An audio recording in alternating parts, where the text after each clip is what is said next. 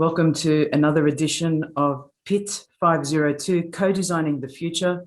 We're with Pat Scannell. Pat, welcome. Hey, how are you? I'm really good and very excited. I know my students have heard a lot about you, and you're talking at a forthcoming workshop next week on security. But as a way of introduction, how would you introduce yourself?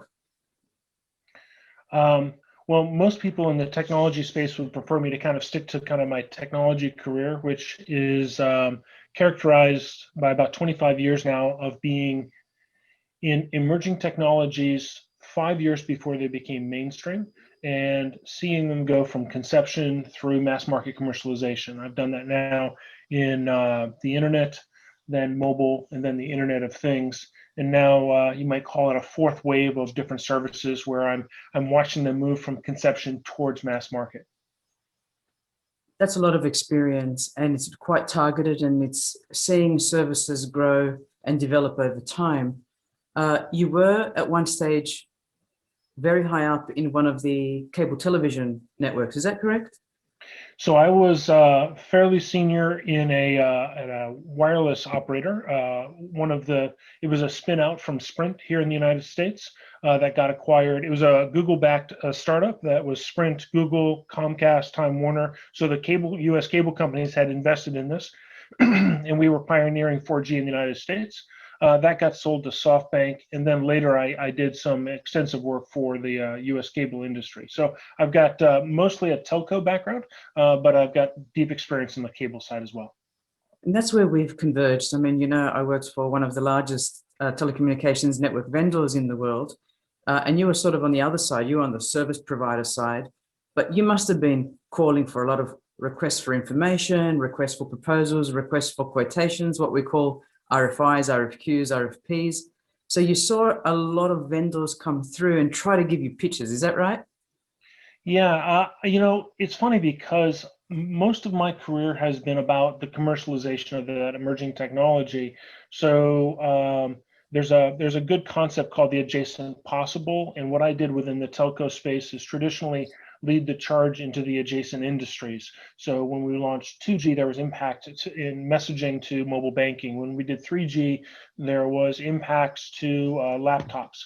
When we did 4G, it unlocked a number of IoT and concepts across the board.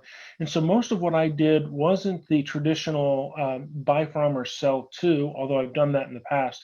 It was more the partnering with.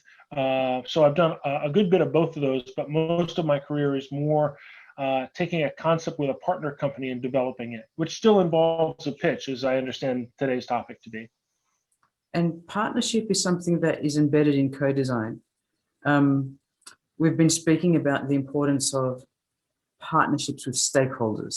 What does that mean? Not building for, but building with, aligning yourself with, engaging with, understanding and building together. And I think that'll come out in our interview today. And nowadays you're based out of DC. Do you do many pitches yourself? I spend an awful lot of time describing the adjacent possible to folks, which is absolutely a pitch. I have to. So in addition to my professional work, which today involves becoming, I do a lot of work today for one of the world's largest infrastructure providers who then is trying to gain traction with carriers, US and abroad. So there clearly, I play a role in those pitches. But in addition to my professional experience, I do a lot of work developing and advising kind of emerging technologies in the public sector, and most specifically around the idea of how technology affects cognition, which you and I have spoken about before. But I also get pulled into policy decisions with regards to the global 5G strategies to combat potentially Huawei, and then public policy conceptions around. Currently, I'm supporting the Atlantic Council's work on COVID vaccine information strategies. And almost every single day of my life, I'm presenting a vision of an adjacent future that, in my mind, is a series of pitches, whether it's an interpersonal pitch to get somebody to buy on board to this kind of broader existing project, or whether it's an external pitch where we're trying to kind of grow the ecosystem. But almost every single day, I would conceive of myself as pitching, usually pitching part of a vision and less transactive, if that makes any sense at all. It does. And this is good because I have a question here that I've prepared. You know, you're not a salesperson. That's what I like about you. You're a technologist with a vision. Yeah. Sorry to interrupt. No. I've been accused of being salesy before because I can be enthusiastic about my passions, and it comes across as like, kind of, people person, kind of salesy. But it's just I get so excited about what it is that I have in my head that I want to get other people excited about it. Sorry, go ahead. Yeah, no, I think that's the way to be. I tell my students they've got to let their passion come out. Yes, it's controlled during pitches, but the other thing you talked about was that every day of your work life is almost a continuous, and maybe pitch is the wrong word. We've got to invent, it's positioning perhaps. We've been talking about what falls out of a pain chain chart, when you've done the analysis with user demands and stakeholder demands. It's a value proposition. It's I don't want to call it a pitch, but it is sort of a pitch. And the other thing I think you're telling us, you're conveying a philosophy, right? This alignment and adjacent thinking that you're telling us about is a philosophical approach to your work. It is. And I'd like to make it sound really fancy, but I tell you, the one thing that I think about on a weekly basis, at least, is the old cartoon, which maybe you've seen faxed around in the offices 100 years ago, which is the tire swing. What the customer asked for, what the customer needed, what the customer got. You have the tire tied to the tree laying on the ground. You have the tire with 3 ropes to the tree. And the truth is that that's the life that I lead. A pitch has a life cycle. It starts with a vision. There's at some point some kind of demarcation of a pitch to a decision maker. I've pitched to Michael Dell and to Steve Jobs before, for example. So that's what most people think of when they think about a pitch. But the idea of the life cycle of the pitch is it goes all the way back to the vision, aligning with what the customer needs. Hopefully, when you're pitching, you're communicating to them how what you are describing meets their needs. Maybe they don't realize they have these needs, but you have to help them to understand it. But then, years later, you're trying to back up the value proposition that you originally pitched. So wherever you are in this life cycle, you just need to stay focused on what is it that the customer needs. And then not only does it have a life cycle, it may change over time. So I know that doesn't sound like Michael Porter's 5 Forces or anything sophisticated that they teach us in business school, but that tire swing cartoon gets me through a lot of kind of hard decisions about what it is I should be focusing on. And how do you trust? I mean, we could go into definitions of what a customer is or who is the customer and who is the end user, but do you trust what the customers tell you they need? Do you seek evidence from user responses or potential end users? How do you understand customer needs? Yeah. So you have 2 questions there. So let me just first start with the first one. Who is the customer? Literally everybody I talk to is the customer in a way, right? Because if I need their help, I first have to understand what it is that they need and understand how this project is going to give that to them, whether it's money or opportunity to grow their reputation. So an internal person is a customer to me. You're a customer to me. I want to make sure in this call you get what you need for your students. Your students are a customer to me, although I can't overthink that too much, otherwise I'll do too many ums and ahs. You guys are my customers. The second part of your question, there's I can't remember the woman's name. I think it's Peppers, writes about enterprise one-to-one. But in that, the idea that every single, there's this expression that every bridge is a prototype, right? Every customer you run into is unique. But going back to the tire swing again, every external classical customer I'm presented with, very often what they ask for is not what they need. Mm-hmm. So in my mind, I'm sitting at the same side of the table as they are. We may have asymmetric information, but I might have better information about things that are outside of their worldview or purview, and it's my job to unpack the case for what we can do to improve them. If it's not authentic, I'm wasting my time. If I really don't believe it, I shouldn't be doing it. And I think what you might have been stepping up to is the question of, is the customer always right? The customer is always right with respect to their needs. They are authentically owning their needs. They may not understand it, but if what I'm proposing to a customer is not in their interest, it's absolutely the wrong customer. Now, if the customer has needs that are different than what they're expressing, and I can't convince them of how maybe I have a different view than they have, that's also the wrong customer. It's not worth our time to fight about that, as long as we part knowing that I'm looking out for their interests. Did I answer your question there, Katina? Beautifully. And I think there is this trust that you're talking about there, this rapport. I do remember myself in industry as a vendor going and giving these positioning value propositions and pitches, and attempt to get shortlisted after putting in a response for a quotation. And I was more taken by building trust between our internal and external. I mean, as you say, clients and customers are both internal and external, and may even well be outside your purview.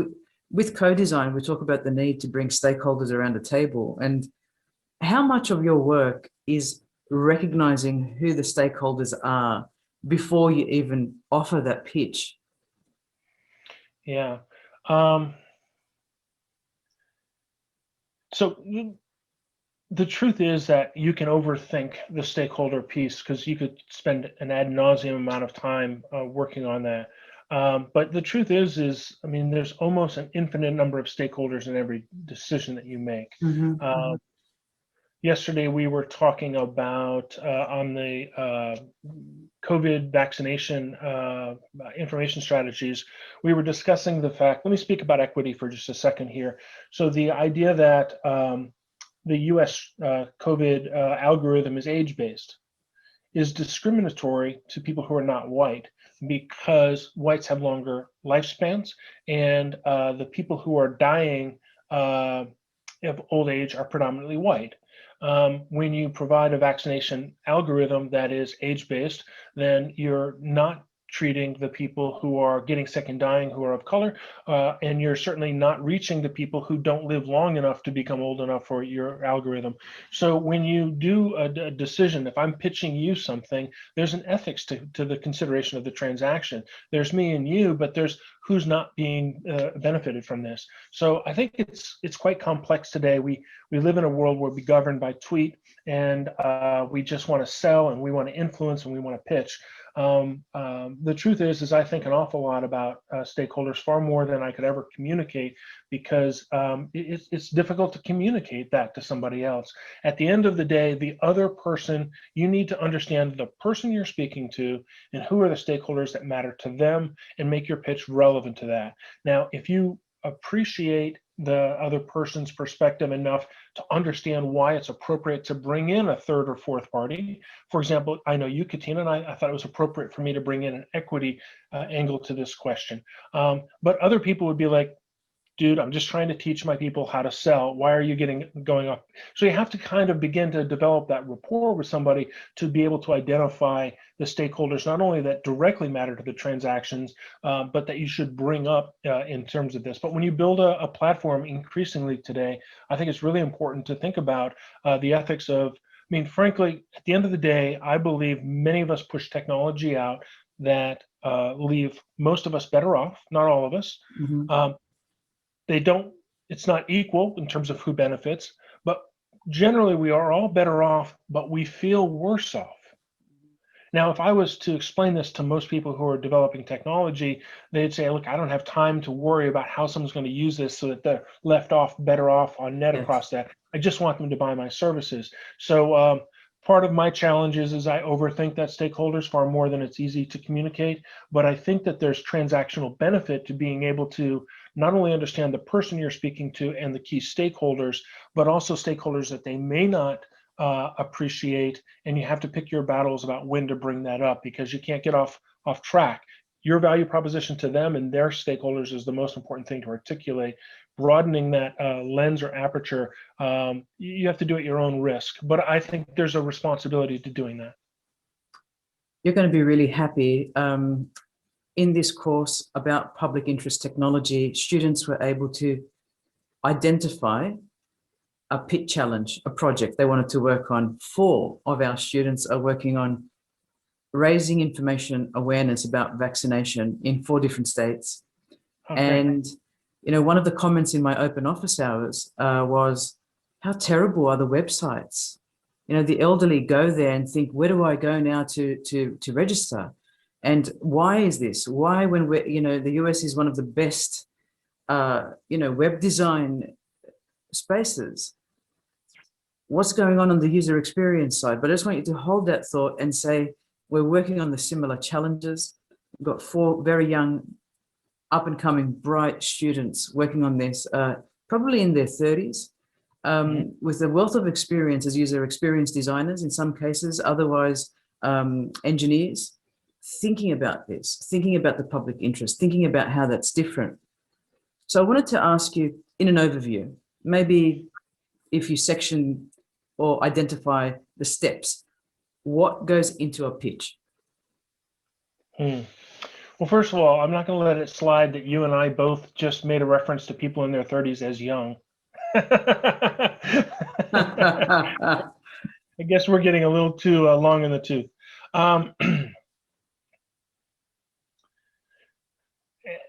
What does the customer need, right? There's a catechism called the Hailmeyer Catechism. He was an engineer, a technologist, and I think it's worth looking up, and I don't have it in front of me, but in plain language, what is it that you want to do? What is the state of the art within the problem space that you're working? How is it going to benefit them? What are the risks associated with doing that? So I tend to overthink things, which means I try to compensate by trying to be as pithy as possible when I can. Not always. I find the Hailmeyer Catechism is a good way to say in plain language, what is it you're doing without any jargon at all? What are the benefits? And so if we adopt that lens, so to speak, to the problem, I go back to the first part of our conversation. Who is the customer? What do they need? But we need to be able to articulate it in really crisp, clear ways. You know, so as I begin to prepare a pitch, it's all about putting myself in their shoes, understanding what their needs are. All of my pitches are consultative. I mean, I've been a long time consultant, but that's my MO in selling. I'm here to help you. Let me explain to you your needs. So the Abraham Lincoln quote is, you know, if I had 6 hours to cut down a tree, I would spend 4 hours sharpening my axe. And then the same thing applies here, really putting yourself in the customer's shoes, understanding their space, their problem, as well as anybody else. It's really important, of course, to understand the alternatives to your solution. This isn't just competitors. One alternative is doing nothing, right? Status quo. So, you know, looking at it from the customer's perspective, what is it that they need to achieve? What are their options? What are you offering to them? Articulating it, not just within that catechism that I described, but you also have to look at this as an individual, a one-to-one or one-to-many kind of discussion. What are the communication preferences of the people that you're speaking to? Are they graphically focused? Or are they fact-based? What are they sensitive to? So you have to take all of this, a deep understanding of what they need, your study from the available information of what the alternative solutions are. You need to bring them a story that at its heart is a crisp and clear kind of pithy articulation, and then the articulation then gets massaged according to both the communications preferences, but also the context. I mean, it might literally be my Steve Jobs story was he walked into the room. I was meeting with 3 of his VPs, and so I had to make a pitch. And at that time, he used some profanity and said, "Get the hell out," and some other things, not because of my story, but because of a characteristic of my story. At the time, our carrier used Qualcomm as our chipset, and Steve had very strong antipathy. He hated Qualcomm, and Yeah. so we were never going to get a deal done. So it's a long way of saying there's the 6 hours to cut down the tree, 4 hours to sharpen your axe. But remember that 6 hours also includes the life cycle of that tree. So I would say that anything you pitch in the moment of the transactive pitch, you have to be able to back up over the future life cycle of the sale too. Mhm. And I think that's really, really important to take into account, because I mean, this customer today is your reference customer for the next 5. And what you position accurately and deliver and over deliver to this customer that meets and or exceeds their needs becomes the foundation for the growth, the exponential growth that you'll hopefully have. So I want to make sure that people don't look at the pitch as kind of the end of the story. It's really kind of the middle of it. That's brilliant. That's brilliant. I mean, I love all the stories you shared with us. Thank you, especially the Steve Jobs one. Uh, I'm going to reiterate something you also said, because the students have a feasibility study due next week, or in 2 weeks' time. Sorry. And I have said to them, there are sort of 3 generic options: the do nothing, do something, and go for it fully. And you've just said 2 of the 3 there, and I know the third is in your mind. And I've also seen your prep. It's something I know about you. It's awesome. The level of depth, your consultative process, the number of interviews you conduct, the way you prepare your slides, a mixture of evidence-based data, and then that data presented in visualized forms like graphs or maps or some other format of a diagram. How long does it take to write a good pitch for what kind of level proposal? Like, has money got anything to do with it? Do you spend more time on bigger projects that cost more potentially, or a bigger selling moments? Like, how does that work? Because you always you go 100 miles per hour with every presentation you give. I'm going to encourage the students to go online and listen to your YouTube talks, which are exceptional, including the TEDx talk. But how long do you take preparing? All right, so I'm going to give you kind of two they're not necessarily points on a continuum, but I really appreciate the Teddy Roosevelt quote: "You do what you can with what you've got where you are." So if I ran into you in the elevator and I needed something from you, that's a pitch. And so that's one thing, right? You sometimes have to think on your feet. Sometimes you have a year, et cetera. I'm going to come back and I'm going to add a little bit more substance to what I think you're actually asking. On the other end is the expression that I like to use, and I don't know that anybody else has ever said it, but it's just as easy to make or sell $1 billion as it is to sell a million. And I've got to tell you, that's the truth. I've owned a couple of $1 billion projects, and I've owned many $1 million projects, and they're just as hard work to do a million as it is to do $1 billion. There's just 3 more zeros there.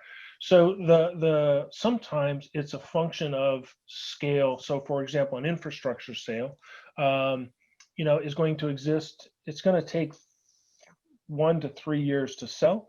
And then it's going to get implemented in 1 to 2 years, and it's going to live in market for 5 to 10 years. A lot of different pieces to that. But let me break it down for you. I one time had a chance to work with Frank Arnold, who was an assistant coach to John Wooden. John Wooden is said to be one of the best coaches of all time in any sports. And he went on to coach at a number of universities himself. Frank did, as a head coach basketball, and he went into business consulting. I'm like, well, what as a basketball coach can you tell somebody that's important in business? And this stuck with me. That he said, listen, like when I would go out and recruit for John, and he recruited many Hall of Fame basketball people. He said, look, all the other coaches were recruiting somebody to come to their university. The recruiting process has 5 or 6 discrete steps. The key thing I focused on in each step was just to get to the next stage. So if I was meeting a young man for the first time, this is men's basketball, he said I would try to get them to come to my camp. And if they came to my camp, I'd try to get them to come to on-campus visit and then an in-home visit. So my focus at that time was just on the next step. I wasn't pitching commit to my school.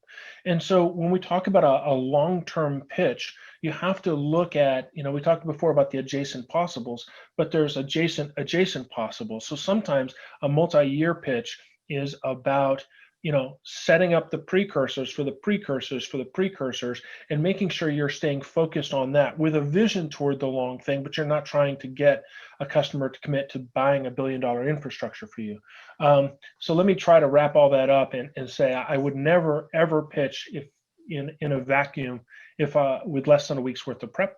And if the idea was, say, typically $1 million idea or more, I would spend, clearly 10 to 20 hours developing a deck.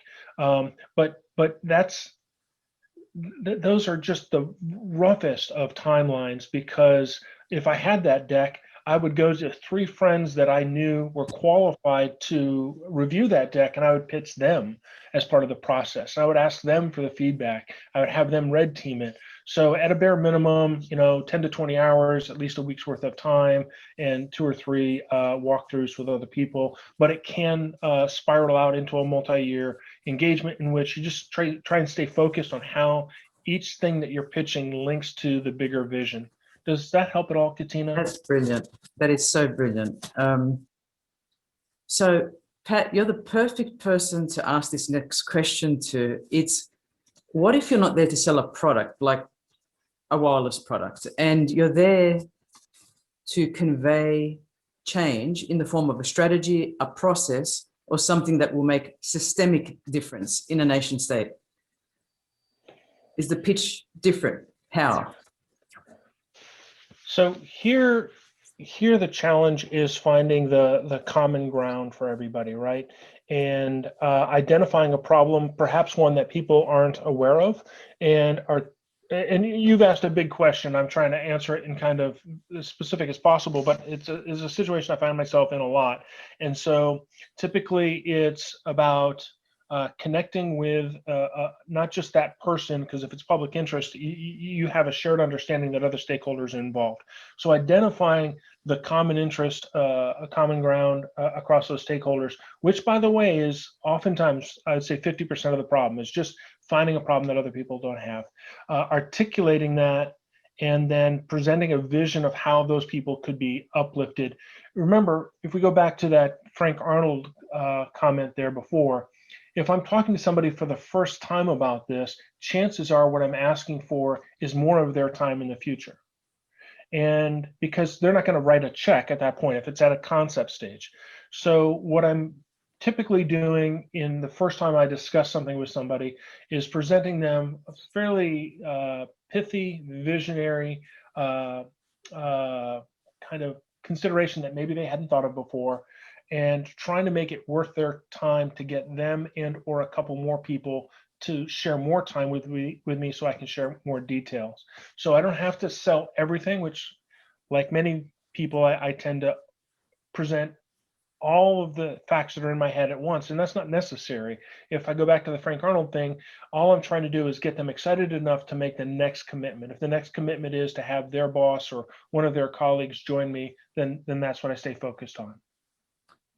Excellent. That's really great advice. And we're almost towards the end of the interview, but a lot of our students are not working on what I would call commercial challenges. They're working more in the scape of public interest technology. And we're really at this stage of, we can see the benefits. We can quantify, even to an extent, the intangible benefits. We know what will happen if we don't move into that direction. But what about those pitches that the dollar value or the return on investment is not obvious or apparent? Like, you're not going to generate cash flow by the idea you're putting forward, but you're going to create so much change that it'll have ripple effects through other processes in society. Like, how do you do that? How are we going to do that, Pat? Yeah, so keep in mind that, first of all, I work on a number of those projects myself.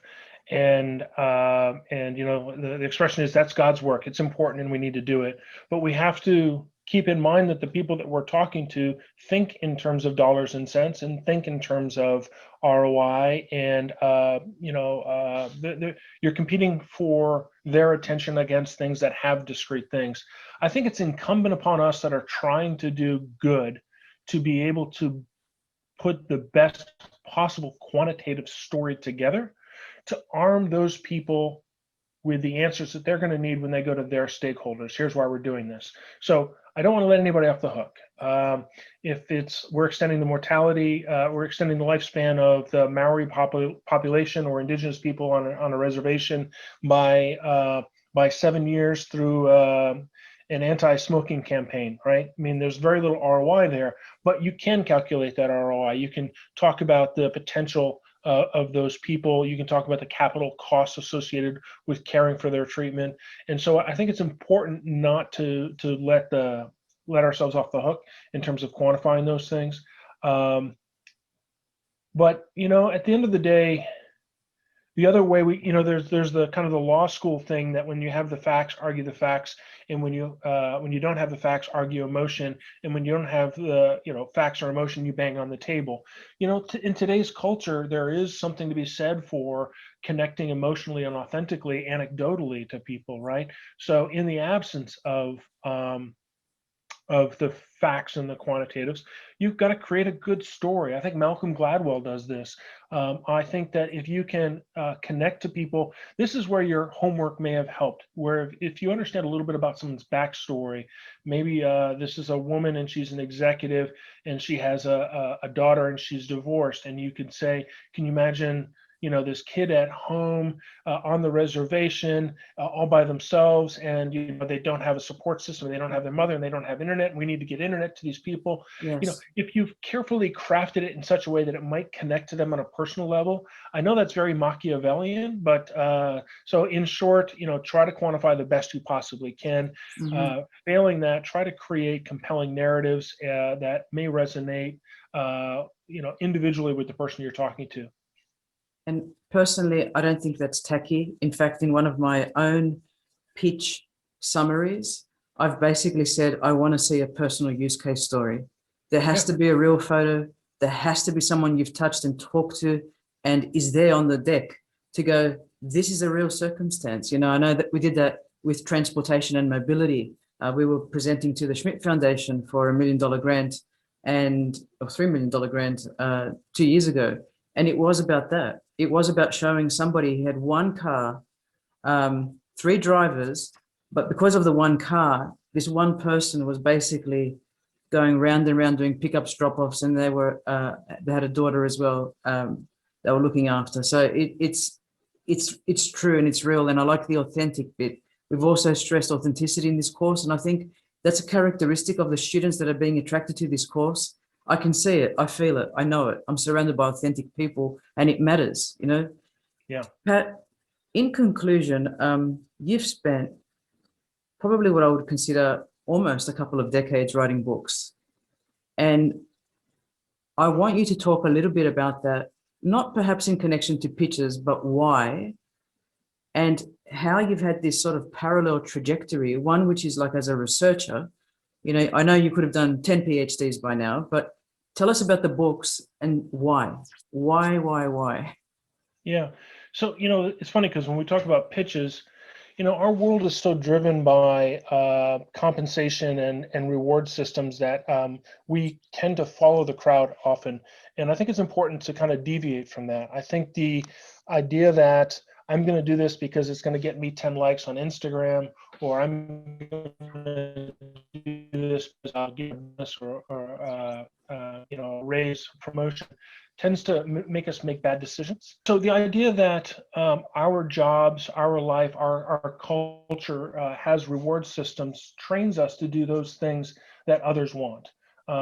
Because we'll get the promotion, we'll get tenure, we'll get, frankly, the most important stuff that I've done in my life it's not just that there were no incentives to do it, there were literally disincentives to do it. So writing a book, for example, does not gain you fame. It certainly doesn't gain you fortune. It doesn't even gain you likes on Instagram, as I call it. I'll make another popular media reference here.